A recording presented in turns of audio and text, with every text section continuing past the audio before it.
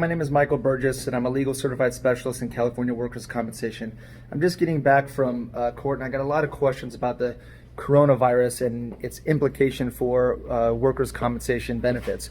So I wanted to make a quick video just addressing some of those briefly, because I know a lot of people have those questions and are searching this. So first off, ultimately, if you contract the coronavirus and you contracted that virus through your workplace, and that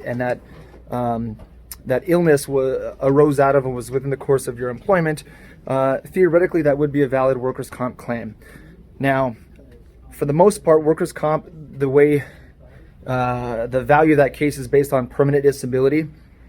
So usually most of these cases you expect to see a full recovery, and if that's the case, you know, it may not be worth filing a workers' comp claim for just that.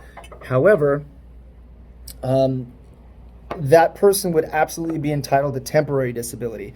So if somebody contracted the coronavirus and that happened through the course and scope of their employment, say like a safety officer, a peace officer, a nurse, or a doctor, you know, if you can prove that you contracted the virus through your workplace, that's absolutely a valid workers' comp claim.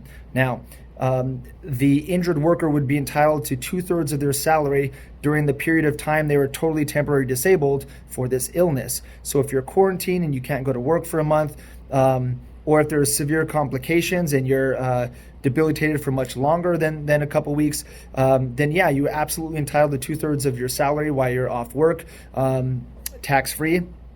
Additionally, if you have, if you're part of the rare low percentage that have severe complications, or